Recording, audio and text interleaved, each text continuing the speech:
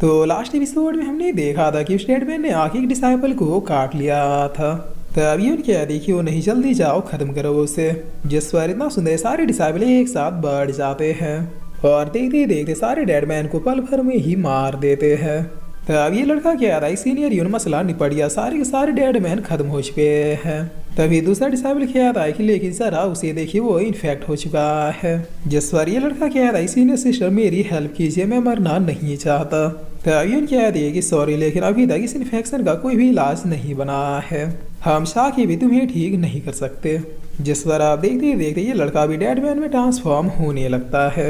इसकी आंखें तुरंत ही वाइट से ग्रीन हो जाती है और ये सीधे ही उनके ऊपर अटैक करने के लिए बढ़ जाता है। तभी उन बगैर कोई देरी किए अपने स्वॉर्ड को चलाते हुए इसे बीच से काट देती है।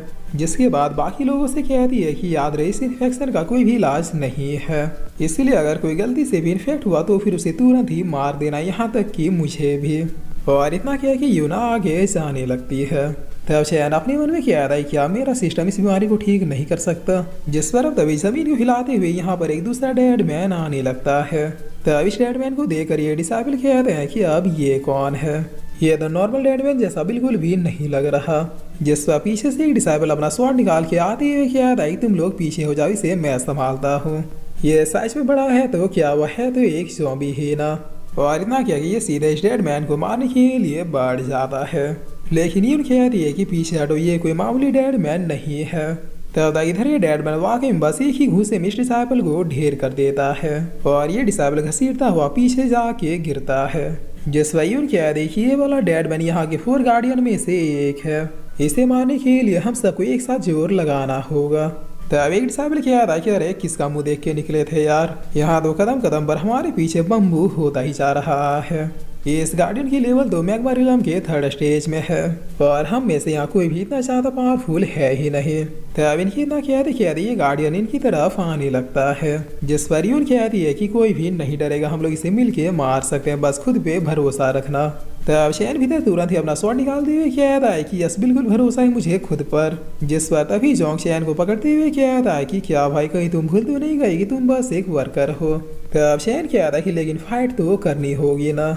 जिस पर जोंग कहता है कि तुम बहुत ही बड़े वाले उल्लू हो, देखो वो लोग बहुत सारे आराम से इसे निपटा लेंगे, लेकिन हम तब तक इस फॉर्मेशन में जाके देखते हैं कि आखिर ये लोग इस फॉर्मेशन को प्रोटेक्ट क्यों कर रहे हैं। तब शैन कहता है कि वह आप कहाँ थे ज्ञानी बाबा, सोचा नहीं था मेरा दोस्त इतना स्मार्ट होगा। और इतना क्या कि ये लोग इस फॉर्मेशन में चले जाते हैं जहाँ जू भी ने ऐसा करते हुए देख लेता है और देखते हुए क्या था कि ये दोनों नजर बट्टू खुद को बहुत ही चालाक समझ रहे हैं। चलो अब मैं इन्हीं के प्लान में निपटा के आता हूँ। तब इतना क्या वो भी शोर की तरह आसपास देखते हुए इस फॉर्मेशन में चला जाता है और ये भी उन दोनों की तरह यहाँ से टेलीपोर्ट हो जाता है। जिस पर इस फॉर्मेशन के दूसरी तरफ पहुँचते ही वो क्या था कि ये तो एक केव है, मगर इतना बढ़िया फॉर्मेशन सिर्फ एक केव के लिए नहीं, इस केव में कुछ तो खास बात जरूर होगी। तब शैन कहता है कि बिल्कुल सही का, जरा उधर देखो। जिस पर जोंग कहता है कि अरे बाप रे, ये तो 3 मैजिकल हर्ब्स हैं, इन हर्ब्स में अलग अलग नेचर के पावर्स होते हैं। शैन मेरे भाई, अब लगता है हमारे अच्छे दिन आ चुके हैं। तब शैन कहता है कि लेकिन अगर हमने इन सारी हर्ब्स को ले लिया तो फिर सीनियर यून नाराज हो जाएगी। जिस पर जोंग आगे चाहते हुए कहता है कि तुम उसकी चिंता मत करो, सीनियर यून को सिर्फ फायर नेचर का ही ग्रास चाहिए और हम उन्हें वो दे देंगे, बाकी जो 2 बच रहे हैं उन्हें हम रखेंगे। तभी पीछे से अब जो भी आते हुए क्या था कि मैं अभी देखता हूँ कि तुम लोग ये कैसे लेते हो, तुम लोगों को यहाँ ये हर्ब नहीं बल्कि सिर्फ और सिर्फ मौत मिलेगी। मैंने इस ट्रेजर के लिए अपनी जान की बाजी भी लगा दी और तुम दोनों को लगा कि तुम लोग मुंह उठा के यहाँ पे आके सीधे इसे हड़प लोगे। तब शौक क्या था कि लो ये कमीना भी हमारे पीछे पीछे आ गया। जिस पर जो क्या था कि मैं भला ये मौका अपने हाथ से कैसे छोड़ सकता था।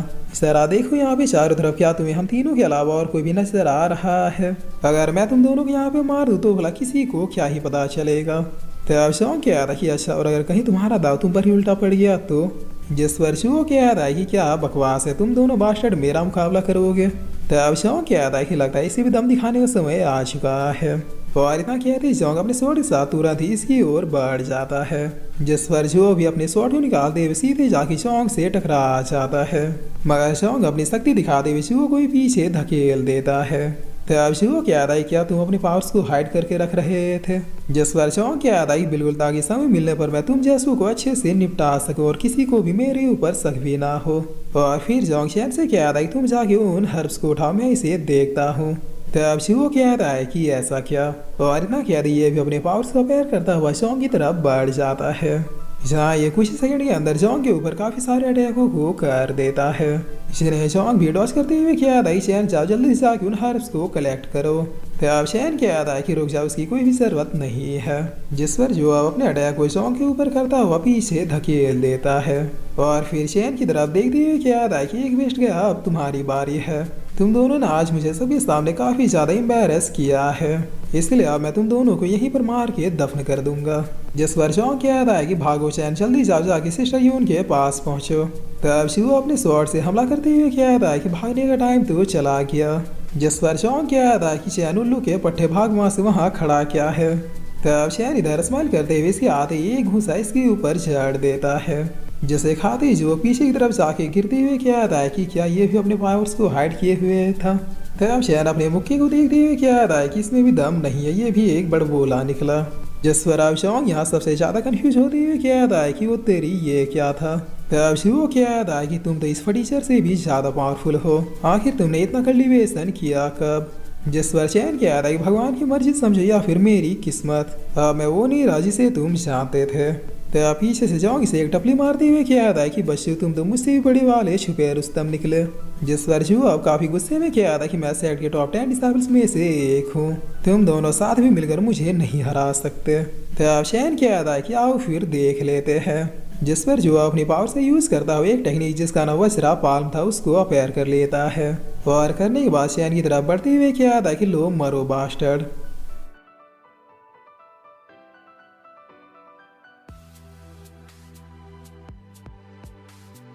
और फिर इसी के साथ ये एपिसोड यहीं पे खत्म होता है।